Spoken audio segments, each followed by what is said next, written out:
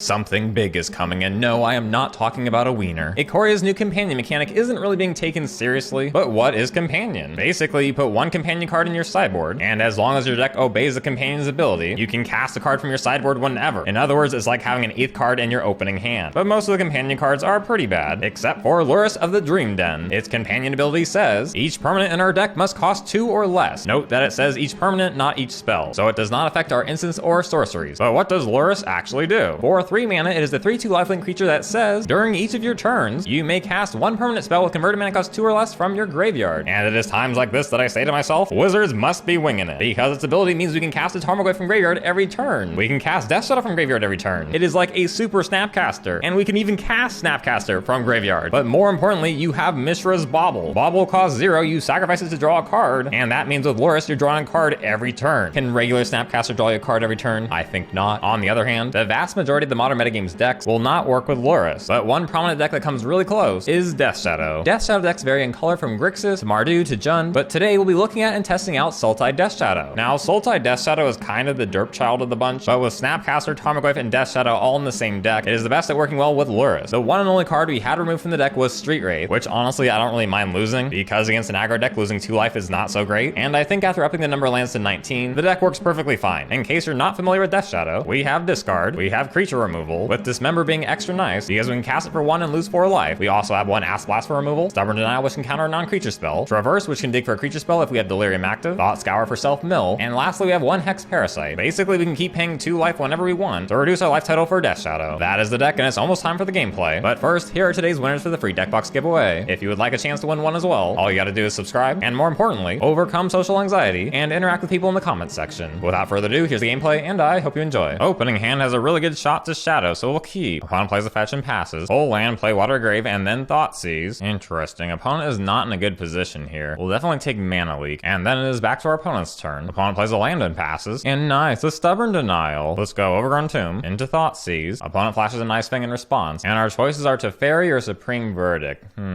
We could honestly deal with either of those without the Thoughtseize, but we'll take the Supreme Verdict. We'll send it back to them and then use Denial on Teferi. Opponent casts, but nope. Stubborn Denial, but not wanting to drop our life too low, they pass back. And nice, another Shadow. So here's what we'll do. Fetch, and then Dismember, killing the Ice Thing. And now it's time for double Shadow. And even if they kill a Shadow next turn, we will be able to bring it back right away with Lurrus. Now back to our opponent. Opponent plays a fetch into an untapped Hollowed Fountain. Oh, I think I might have jinxed it. They do in fact kill both of our Death Shadows, but luckily for us, it's time to cast Lurrus. Yes, and then it's time to cast Death Shadow again. How fabulous. Back on our opponent's turn, they play Uro, but then they be passing back. We draw a fetch, play the fetch, go to 2, and then just swing for 11 because the Lurrus has lifelink. And then with Lurrus, we might as well play another Death Shadow. Hooray! Back to our opponent. Opponent fetches, cast Uro from graveyard. They play a land, gain 3 life, and they pass back to us. Now I think it's time we end this. Swing with the team. But with no blocks, there's the game. That is some good Lurrus value. And may there be much more where that came from, because now it's on to the next game. Opening hand seems pretty good. We'll keep. Start with Thoughtseize. Interesting. Jace, Force, and Path to Exile. Probably should go with the Path here. Yeah. Opponent plays Astrolabe and draws. Another Shadow. Let's try for the Thoughtseize again. Will they counter? Yep. Exiling Uro in the process. And let's go ahead and Thought Scour now. Milling 2 lands and drawing another. Opponent plays land and passes. And now let's go for it. Land. Fetch into Death Shadow. It hits. Cool. A second Death Shadow. Indeed. And then on our end step, they flash in the Ice Fang. Opponent plays and sacks Uro, but then they pass back. Full Fatal Push, but now it's swinging. They block 1 and trade, but now we have Delirium active, so let's traverse twice, grabbing Shadow and Hex Parasite, play a Shadow and pass back. Opponent fetches. Now they could bring back Uro if they want. Yeah, but then it's back to us. Perfect, a fetch land. Now we fetch, Fatal Push the Uro, then play Hex Parasite, using its ability to put our life at 1, and now pray no Path to Exile. Hooray, we win! We didn't get to play Lurrus that game, but with no more cards in our hand, if our opponent had survived here and wiped, Lurrus would have been perfect. But now it is on to the next match. Opening hand, this seems pretty good. We'll start with Inquisition. Oh no, they got the turn 1, 2, and 3 play. Shoot. If we don't take Thoughtseize, they'll take our Death Shadow probably. We can try and counter Leona later with a Denial. Unless we pull creature removal, that's gonna be a problem. So we're gonna take the Tarmogoyf. And let's see that Thoughtseize. Yeah. And back on our turn, we pull another Denial. So let's do this. Thought Scour ourselves. Land and Bauble hit graveyard. Then we'll play a land and pass back. Opponent plays a land and passes back. We pull Dismember, and we could go Lurrus this turn. Get back the Bauble, but with Liliana coming, I think Stubborn Denial is the better play. So we'll play a land untapped, but then we'll pass back. Oh, and it looks like they're playing around our Stubborn Denial. They pass back without playing Liliana. Liliana. And meh, Assassin's Trophy. This is quite unfortunate. Pass back. And at the end of our turn, they try and make us discard. Do we let that happen and take 2 damage with it? Yeah, that's fine. Discard Dismember. And back on their turn, they have 4 lands and they play Liliana. Do we counter that? I think we have to. Even though that will eat up 2 cards, play Stubborn Denial. They pay the 1, then Stubborn Denial again. Yep, then they pass back to us. And on our turn, we pull Stubborn Denial. No 4th land. Ouch. This feels really bad, but I think we should wait 1 more turn and just pass back to our opponent. And oh, they have another Liliana. Okay, fine. Making each player discard will get rid of Denial. Opponent discards a land, plays Ravine. And at the end of the turn, let's send Lily to Jesus. And please pull land here. Meh.